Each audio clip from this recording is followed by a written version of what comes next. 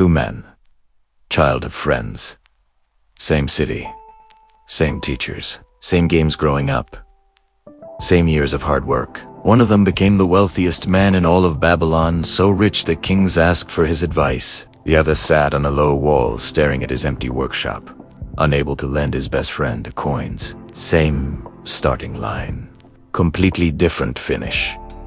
And the richer man didn't start with more talent, more luck, or a better family. He started with one sentence, a single idea. So simple it sounds like it couldn't possibly be the answer. And yet it was. And it still is. Almost 100 years after this book was written, and 6,000 years after the story is set. That same idea is still the difference between the people who build wealth and the people who wonder where all their money went.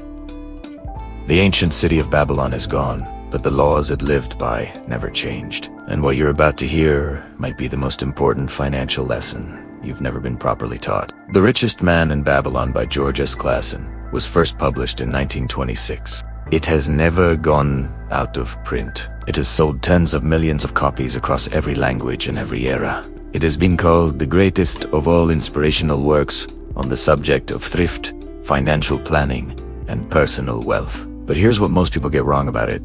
They think it's a book about money. It isn't. It's a book about behavior, about the gap between what people earn and what they keep, and why that gap exists for almost everyone and is almost always so. Clason set his lessons in ancient Babylon not because the financial world was different then, but because it was the same desires, the same temptations, the same excuses, the same failure to pay yourself before you pay everyone else. By the end of this video, you'll understand the 7 cures that built Babylon's wealth and can build yours. You'll see why the laws of gold have never changed, and why most people unknowingly break all 5 of them. You'll learn what the richest man in Babylon understood that his equally hardworking friends never did. And you'll see exactly why effort alone, without the right system, produces exactly nothing. Stay until the end, because the final law is the one that separates the people who accumulate wealth from the people who lose it just as fast as they earn it. Bansir Kabi.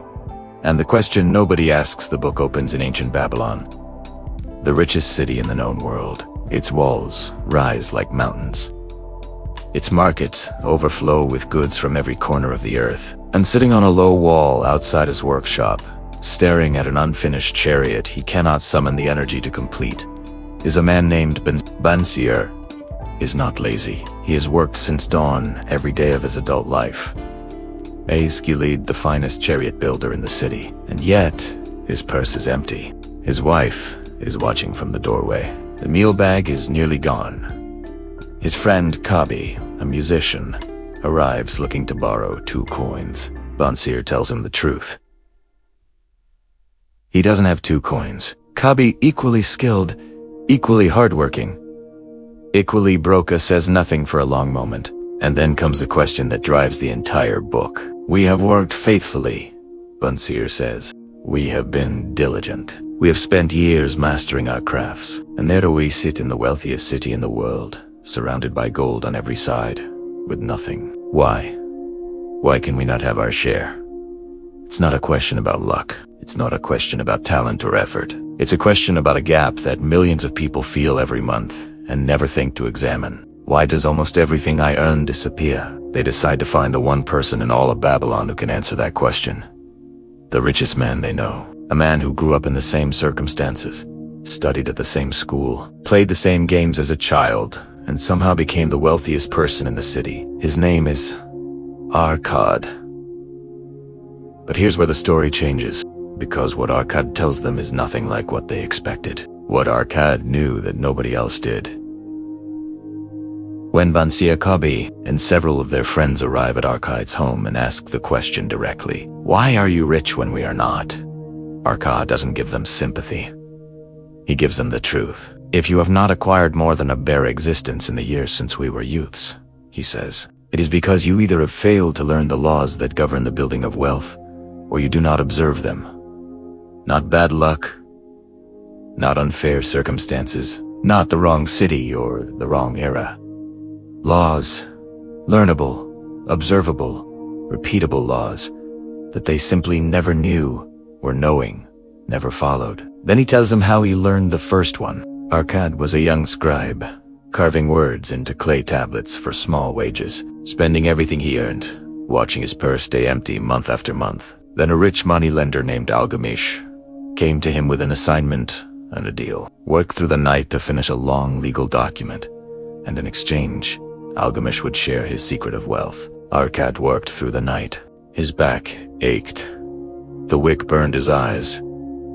But when the sun rose and the tablets were done, Algamish sat across from him and said, "I found the road to wealth when I decided that a part of all I earned was mine to keep." Arkad stared at him. "But all I own is mine to keep," he said. Algamish shook his head. "Far from it. You pay the garment maker. You pay the sandal maker. You pay for food. You pay for everything and everyone except yourself. You labor for others. You are no different from a slave. And this is the sentence that stops everything because it's about you right now, today. Think about the last paycheck you received. Where did it go? Rent, food, utilities, debt payments, subscriptions, the coffee, the dinner, the thing you bought online at 11 at night. After all of that, what did you keep for yourself? What remains in your name? Building your future, working for you while you sleep. For most people, the honest answer is very little or nothing at all. Algamish's principle was not complicated. For every 10 coins you put in your purse, take out no more than 9 for spending. 1 coin in every 10 belongs to you, not to the landlord, not to the baker, not to the merchant, to you. Pay yourself first before anyone else gets a single coin. Arkad tried it. And here is what he noticed. He was no shorter of funds than before.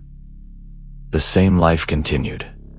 The same expenses got paid, but slowly, quietly, his purse began to grow, and something shifted in him.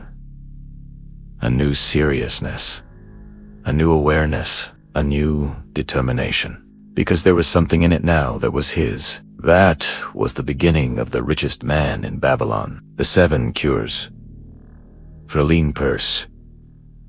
Babylon's king, looking out at a city where wealth flowed through most people's hands like water through a strainer, summoned Arkad and gave him a task. Teach the people how to build wealth. Not as an act of charity, as a civic project. A city of wealthy citizens was a strong city. Arkad accepted. And for 7 days he taught a class of 100 students the 7 cures that had transformed his own life. The first cure. Start your purse fattening. For every 10 coins that flow in, spend only 9. 1 stays. Always. No exceptions. But here's where most people immediately get it wrong, and this distinction matters. The second cure. Control your expenditures. Arkad's answer to, "I can't save 1 in 10. My expenses already exceed my income," is direct. That is not a problem of income. It is a problem of boundaries. He calls it the iron law of expenditure. What each person calls necessary expenses will always grow to fill whatever they earn, unless they actively resist it. Give someone twice the income and within a year, they'll have twice the expenses. And the same empty purse. Budget your life on 9/10. Not as punishment as design. The third cure. Make your gold multiply. The coins you preserve must be put to work. Lending, investing, building income that flows back to you whether you are awake or asleep. Arkad calls it an army of golden slaves, each one working, each producing children that also work. Every investment that earns is a coin that never needs to be earned again. Wait, and this is where the lesson becomes a warning most people ignore. The fourth cure. Guard your treasure from loss. Arkad confesses his first investment, handing his entire year's savings to a brickmaker to buy rare jewels from Phoenician traders.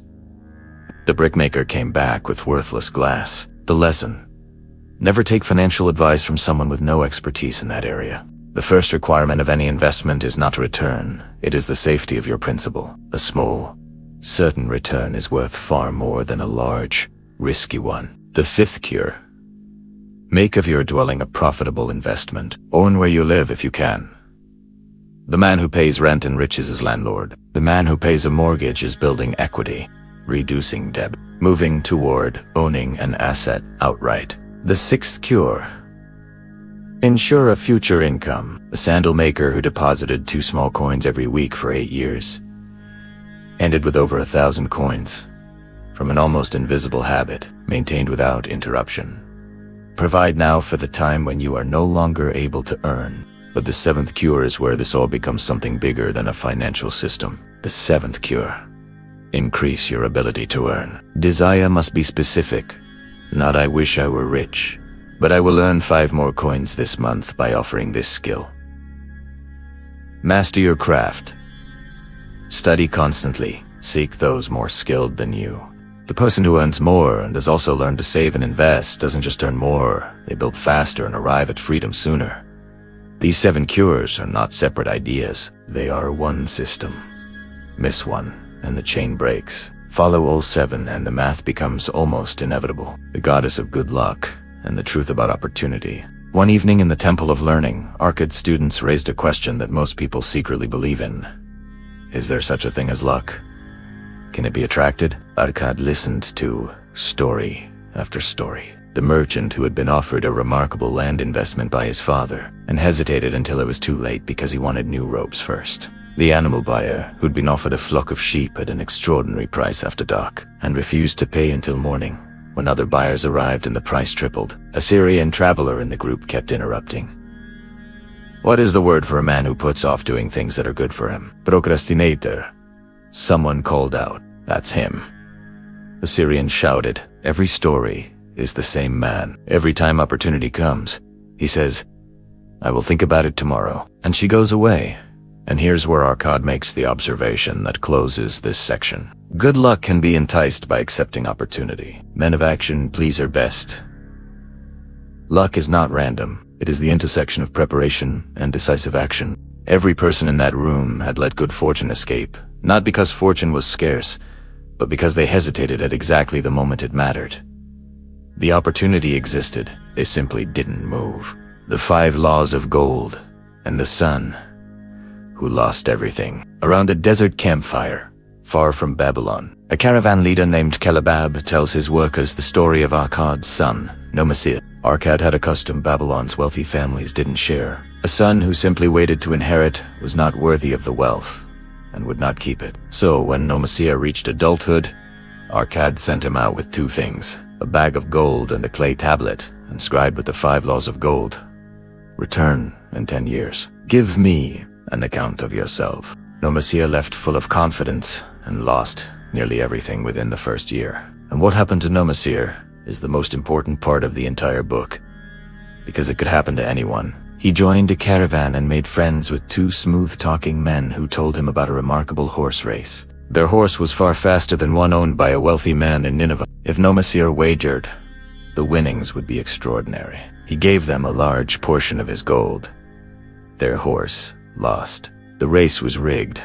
The wealthy man and the travelers were partners. Then a new friend offered a merchant shop partnership, but needed Nomasir's gold to buy inventory first. The friend stalled. The business failed. The gold was gone. Nomasir sold his horses, his robes, his slave. He lived in poverty, finding almost no work because he had no skill that could earn. In those bitter days, he remembered the clay tablet his father had given him. He read the 5 laws of gold, and this is where the transformation begins, not just for Nomasir, but for anyone listening. The first law: gold comes gladly to any man who saves not less than 1/10 of his earnings. Nomasir, now managing a crew of slaves, building a city wall, began saving a single copper from each day's wages. Slowly, patiently. The second law: gold labors diligently for the wise owner who finds profitable employment for it. His savings began to generate returns, small at first, then growing. The third law: gold clings to the owner who invests under the advice of men wise in its handling. A slave master offered Nomasir a stake in a group investing in bronze for the city's new gates. The group was careful, deliberate, experienced. Nomasir joined them, and for the first time, his money grew significantly. The fourth law: Gold slips away from the man who invests in businesses he does not understand. Nomasir thought of the horse race, the failed partnership, the confident strangers. He understood now what had taken his father's gift. The fifth law. Gold flees the man who forces it to impossible earnings, or trusts it to tricksters, or acts on romantic desires instead of proven wisdom. Every bad investment in his past had broken this law. 10 years after his father sent him out with nothing but gold and wisdom, and he had burned through the gold, Nomasir returned to Babylon. He stood before his father and mother and gave his full account. The failures, the poverty, the slow, patient rebuilding. Then he placed 3 bags of gold before his father, 1 to replace what he had been given, and 2 more. "Thou didst give me gold," he said. "I return the gold of equal weight. But the 2 additional bags these I give to show thee of how much greater value I consider thy wisdom than thy gold." Without wisdom, gold is quickly lost by those who have it. With wisdom, gold can be secured by those who have it not. These 3 bags of gold prove it. His father placed his hand on Nomasir's head and said nothing for a moment. Then, "Thou hast learned well thy lessons. I am fortunate to have a son to whom I may entrust my wealth." What this book is really teaching: strip away the ancient setting, the oil lamps, the clay tablets, the camel caravans. And what this book is saying is brutally simple. The laws of money do not change. They have not changed in 6,000 years. They will not change in the next 6,000. They are not affected by which country you live in, which economic system surrounds you, or what technology makes your job different from your grandparents' jobs. And this is where the book stops being a historical curiosity and starts being a mirror. The reason Bansia sat on that wall with nothing, despite years of skilled, honest work, was not that he lived in ancient Babylon. He paid himself last. He gave his time to customers and his money to expenses. He saved nothing for himself, built no army of working coins, and made no distinction between what he needed and what he wanted in the moment. That description fits the majority of people living today. Full lives, busy days, empty accounts. Clason never moralizes. He never says spending is wrong or desire is weakness. He simply shows the math. People who observe the laws end up in a completely different category of life. People who spend everything they earn, regardless of income, intelligence, or effort, stay exactly where they started. The most uncomfortable truth in the book: effort without the right system produces the same result as no effort at all. The ground must be prepared before the seed can grow. Why this changes what you do tomorrow morning. Here's the question Clason is asking you across 100 years and 6,000 miles. What percentage of everything you earned last year do you still have? Not what you spent on good things. Not what you invested in your career or your family. Not what went to necessary expenses. What do you have right now in your name, working for your future as a percentage of everything that passed through your hands? You already know the answer, and it's probably smaller than you want to admit. The lesson of Babylon is not that you need to earn more. It's that you need to keep more of what you already earn, and then put what you keep to work. 1 coin from every 10, set aside before anything else is paid. Pay yourself first, not last, not with whatever's left over. First, control your expenditure to protect that saving. A budget is not a cage, it is a map. It tells you where your money is going so that you are choosing, not discovering at the end of the month where it went. Then make your savings work. A coin sitting in a purse earns nothing. Find safe, advised investments that will make it grow slowly at first, then faster as the years compound. And here is where most people stop, because this all sounds like it will take too long.